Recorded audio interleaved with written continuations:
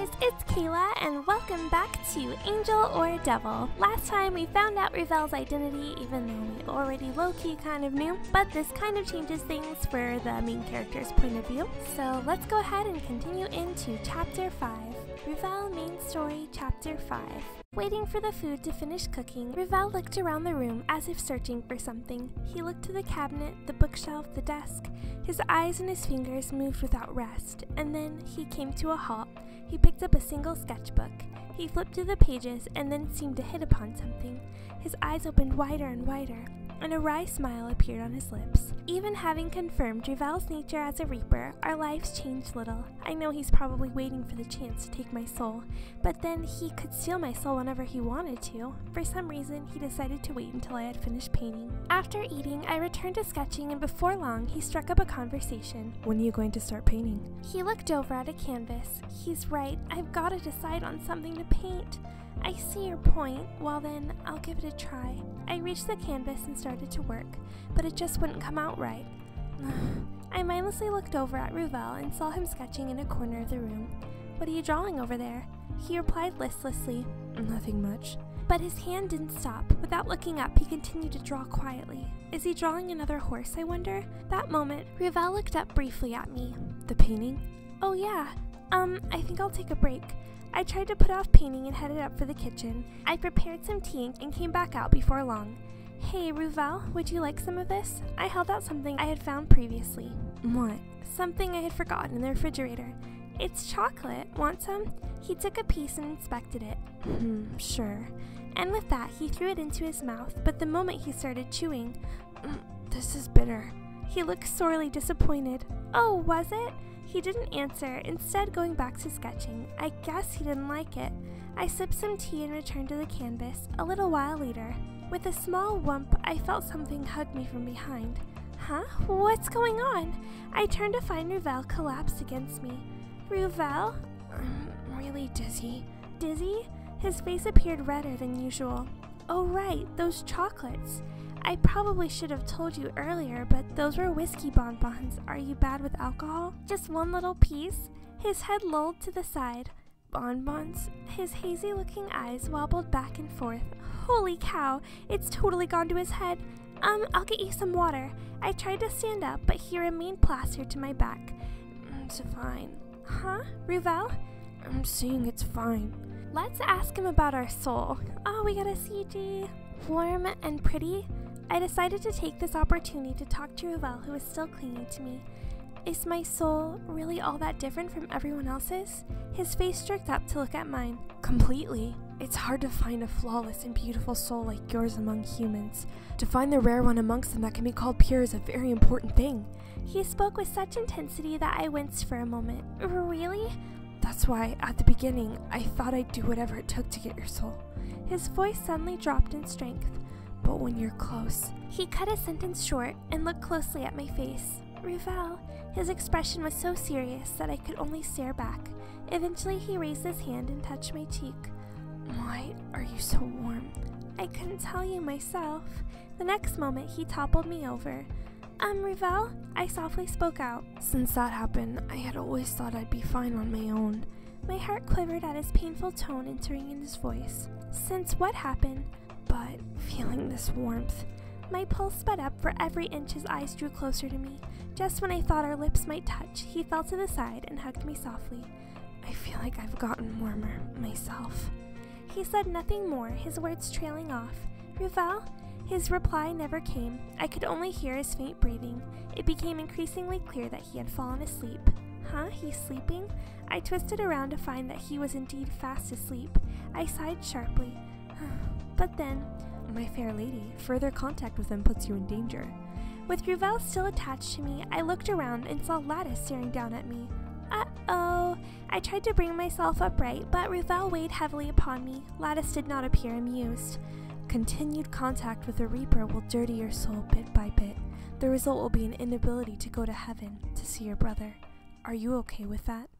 His voice was quiet, but carried a distinct tone of a threat. Still feeling Ruvel's warmth, I merely listened. A long time ago, in a certain hospital room. Honestly, coming to see me won't change anything. The man who had been painting said to the boy who was clinging to him. I know. The man's hand suddenly stopped moving. Then why? I wanted to see the painting. Is that all? Also, because you're warm.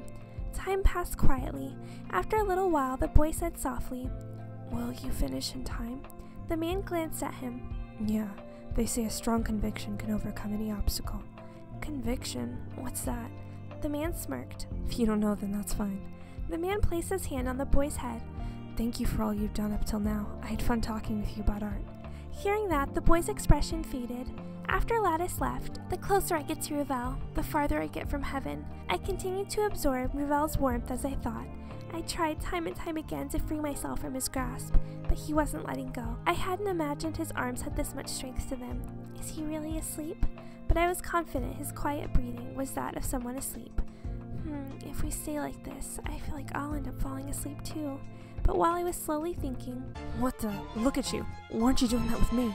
My eyes met Diablo's. Drats. I did my best to make myself presentable, but I still couldn't escape. Diablo seemed to grasp my predicament and grinned slyly. Looks like this might actually be a chance for me.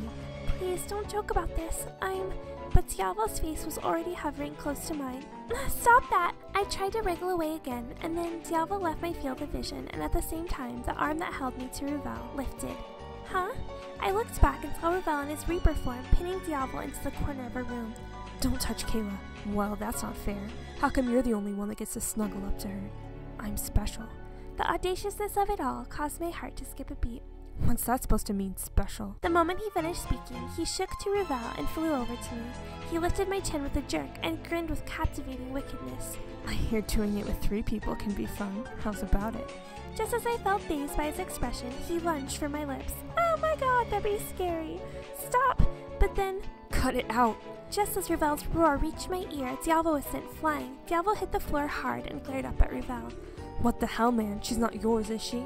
Ruvel only looked at him with a cold derision, sending a shiver down from Diablo's head to his waist. What the? You're pissing me off.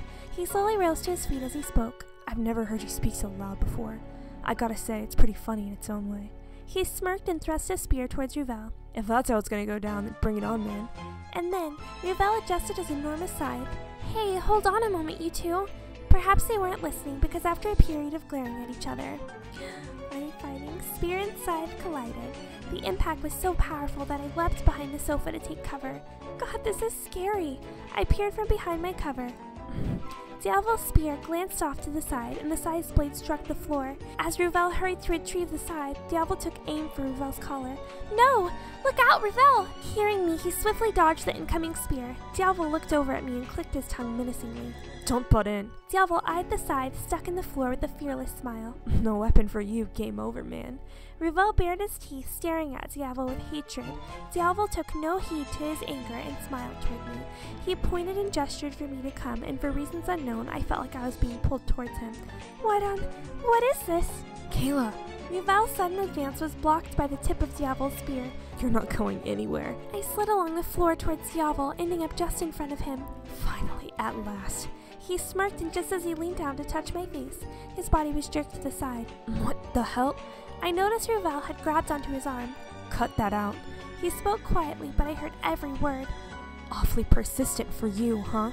You know you can't match me in strength. Even as Ruvel gripped his arm, he flung him to the wall. Hey! With a terrible loud impact, Ruvel dropped to the ground and ceased moving. Ruvel! I reflexively leaned in Ruvel's direction, but Diablo had a firm grip on me. Let me go! Diablo's brow furrowed in tired amusement. I'm the one that you should be worried about. His lips fell into my neck. No, stop it! As I desperately resisted him, Diablo suddenly gasped in pain. Huh? What did you? He slowly turned around to face Ruvel, who had retrieved his scythe, and its blade was jutting deeply into Diablo's shoulder. Let go of Kayla. Refuse in the next hit. Responding to Ruvel's cold ultimatum, Diablo pushed me away. I've got it. I'll let her go. The moment he stepped away from me, he raced off. Quiet returned to us. Are you all right? He touched my shoulder, and his other hand wiped off the nape of my neck with the sleeve. I'm sorry that I couldn't protect you. My heart went out for him. He sounded so frustrated. Don't worry, I'm fine. But what about you? You just the wall and... He sniffed and smiled. Strange. Huh? I've never seen a human worry about a reaper before. A bit of shyness flared up in me. Is that right? Sorry, I said something strange. But as I stuttered out an apology, he embraced me gingerly. Forget about it. Thank you. In his warmth, my feelings were mellowed. I was scared. In his arms, my body started to shake violently. Kayla? Sorry. Now that it's all over, I buried my face in his chest. I was so scared. After my feelings escaped my lips, he hugged me with a renewed strength. Everything's okay now. Yeah, thank you, Ruvel. The two of us stood together for a decent while, absorbing each other's warmth, and eventually I was able to settle down. It was then that Ruvel asked quietly, Aren't you scared of me? Huh? It should be scarier being with a reaper. Giving it some thought, he had a point, but I slowly spoke my mind. No, you're not scary. I always find it calming when we're together. Ruvel smiled in return. Same for me. Ruvel. My feelings for Ruvel began to take shape in my mind. I knew very well it wasn't something that would be forgiven. But even so, even if it's just for a bit, I want to stay alive and be with Ruvel. For better or for worse, it was just what I thought. You've got mail, and it's from Ruvel this time. From Ruvel to Kayla, subject sorry. Sorry I had to go through that today. I won't let him do that to you anymore. I promise. Let me stay with you and make sure of it, please. How sweet. These chapters are just so fast, you guys. But I do feel like we got much closer to Ruvel this chapter, and I just don't even know what's gonna happen. Are we gonna go with him to the underworld? I really can't even imagine how this one's gonna end up. So I can't wait to continue this with chapter 6 next time, and I will talk to you guys then. Bye!